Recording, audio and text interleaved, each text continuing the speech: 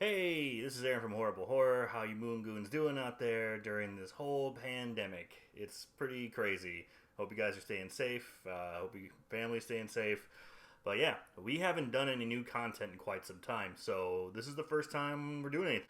So I figured we'll do something a little bit different. A couple years ago, I posted a picture of WWF Wrestling WrestleMania cards.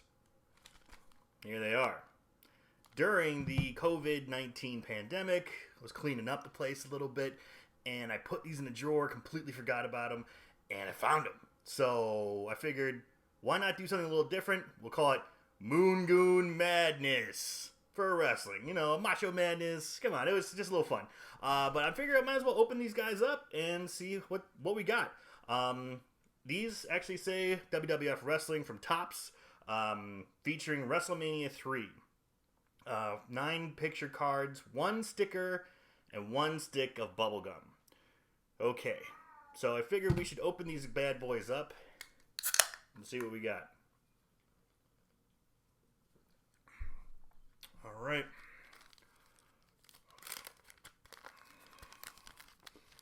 There we go. I'm trying to be careful not to destroy the cards. Alright, so I got the cards. I'm just going to set these down. We have our gum. I know, it's pretty broken up. Oh. Oh. Oh.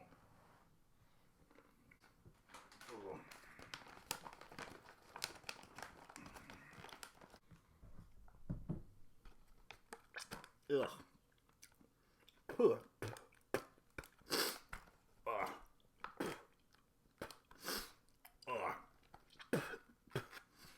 Good. Still the same as it was.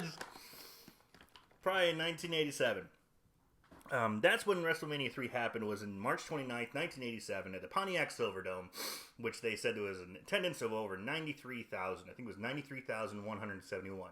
That's to be disputed. That didn't really necessarily happen. It was probably more closer to 78,000, but the internet wasn't around then, so who cares? But let's go ahead and check out and see what cards we have. First off, we have King Harley Race. King Harley Race. Weight 258 pounds, from Kansas City, Kansas. Harley Race is called the King of Wrestling. He is vain and proud and one of the most experienced men in the ring. Fans wonder why an expert technical wrestler uses dirty tricks. It's because King wants to win at any cost. Now, I remember Harley Race. I remember he did a knee off the top rope or middle rope. He did a flying headbutt. But I know at this point in his career, he was a little bit past his prime. But, you know, he still a great wrestler, still a great icon. So we have King Harley Race. St. Louis guy, or, well, you know, Missouri guy. He does a lot of activity still here in St. Louis. He has a camp here, or still a training school not far outside of St. Louis. So still very, very cool. Very, very good card to have. All right. Next one is American-made Hulk Hogan. We got Hulk here, and it just says ringside action. So, American-made. Hulk Hogan is an American hero born and bred in the USA. Wherever he goes, his fans are sure to follow, cheering him on to another victory. All right. Kind of generic, but whatever. I don't know. I got another ringside action. Double drop kick. Boom. Double drop kick. The Can-Am Connection, Rick Martel and Tom Zink, strike a double drop kick. No tag team in WWF is better at working together than these two handsome wrestlers. I like how they emphasize handsome. I remember Rick Martel. I don't know much about Tom Zink. I mean, this was the very early 80s, and I probably just didn't start watching till around this time. So some guys I probably missed, but I do remember Rick Martel. I remember him more as the model Rick Martel, where he would spray his arrogance perfume in the faces of his opponents, but I don't remember too much of Tom Zink. Yeah, so got another one here. All right, next one. The Superstars Speak. And it looks like some kind of Aussie wrestler. Says, Here's how we keep in shape in the Outback, mate. I don't know this guy at all. Outback Jack. Wild buffaloes are tough blokes. I figure that if I can pin one of them, well, mate, I can pin a lot of blokes in the WWF. I don't know that guy. I don't know Outback Jack. I'm sorry. I don't. That one is beyond me. So this is even before my time, before I was even, this is something that missed me. Let's see. Next one is another ringside action, scare tactics. Oh, now we're talking Demolition. Now we're talking things I know. Scare tactics. Demolition looks so scary, this tag team psychs out opponents. They look like they're probably going to pin you and fuck you with an S&M style with like a spiked dildo. So, watch out. But hey, it's the 80s wrestling for kids, right? Alright. Next up, the Olympian Returns, Ken Patera. I do recognize this guy. I know he was an Olympic powerlifter or weightlifter back in the late 70s, early 80s. And then he went into professional wrestling. Ken Patera, an Olympic weightlifting medalist, returned to the WWF ring after 2 years away from wrestling. Once a part of the notorious wrestling family of Bobby the Brain Heenan, Patera has vowed to clean up Heenan's henchmen. I love the 80s wrestling, how it made it sound so much more comic booky. Such black and white, good guys and bad guys. It's just kind of fun. It was always a good time. Okay, so we got a few down, a few to go. Where's my sticker? Spoiling for a fight. Here we have spoiling for a fight.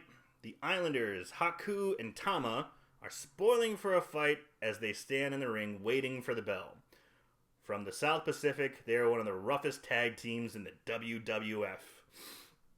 I do vaguely remember these guys. I think at one point Tama was the Tonga Kid, if I'm not mistaken. I could be wrong, but I definitely know Haku. I definitely know he went on to be Meng in WCW. Yeah, I remember them quite a bit. Haku, from what I understand, actually had a reputation of being one of the toughest guys in the back, in the entire locker room. He was considered, legitimately tough, a legitimate badass. Got into a couple barroom brawls. A real reputation for being a tough guy, but still, at the end of the day, a professional. I don't think he ever hurt anybody in the ring, but at the same time, if he ever crossed him, I don't think that'd be a good thing. Okay, next one. Guys, this is one you're gonna like, I'm sure. Ready to strike. There we go. Ready to strike. Jake the Snake Roberts. Oh, Jake. Jake the Snake Roberts stalks the ring with his python Damien. Damien is ready to wrap his steel coils around an opponent Jake has knocked out cold with the DDT. Yeah, Jake Roberts. Yeah, he was definitely one I remember big time. Of course, one of the most iconic moments I remember about Jake the Snake Roberts was his match against Macho Man Randy Savage when Macho was tied up in the ropes and they let a python grab onto his arm and it sunk his teeth deep into Macho's arm. Blood was running out. He was trying to get him off, but it was latched in there. Kids were crying. I was traumatized. Miss Elizabeth was freaking out. But yeah, there's a pretty good interview with Jake the Snake Roberts on Joe Rogan's podcast where he talks about that moment, breaks it down. It's really good. But yeah, it was not supposed to go quite like that. But yeah, it was still one of the most memorable moments in wrestling history. All right, we have our last card. I don't see a sticker on here. It says one sticker. Bam! I don't see my sticker. who do I complain to? Oh wait, hold on. Is Outback Jack? No, he's not. I don't know. I still don't see my sticker. I'm pissed. Last but not least, Ricky the Dragon Steamboat. Ricky the Dragon Steamboat, weight 235 pounds, from Hawaii. Ricky the Dragon Steamboat took the WWF Intercontinental title from Randy Macho Man Savage in WrestleMania 3. Steamboat uses scientific wrestling and martial arts in the ring. He is courageous, able to come back and win even after taking a beating. Man, look at that guy. What a stud. Yeah. Ricky the Dragon Steamboat definitely was one of the best wrestlers ever, especially during his time. He had incredible work ethic, great body, could work really, really well. He could work with just about anybody. He has very classic matches with Ric Flair, Sting, and of course the one they referenced here was from WrestleMania 3 with Macho Man Randy Savage, which is still considered today to be one of the very best matches in the history of wrestling and in the whole franchise. It's ranked up there amongst fans and wrestlers themselves, saying one of the best matches ever. Just constant go. Even the involvement of George the Animal Steel was done correctly. Exciting, great, perfect match. As close to a perfect match as you can get. So there we go. That's my card. So I got my 10. Looks like I have my cards.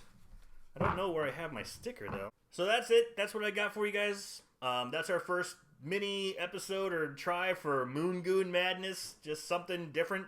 I don't know if we'll ever do another one of these, or if you guys like it, let us know. Of course, listen to our podcast, Horrible Horror Podcast. You can check us out on all the, iTunes, Spotify, anywhere you can listen to a podcast, we're there. You can also check out our website, horriblehorrorpodcast.com. Check us out on all the Facebook, Instagram, all that crap. We're easy to find. Let us know what you think. Hope you guys like it. So thank you so much. Appreciate it, Moon Moon. Stay safe. Stay inside. Wear masks outside.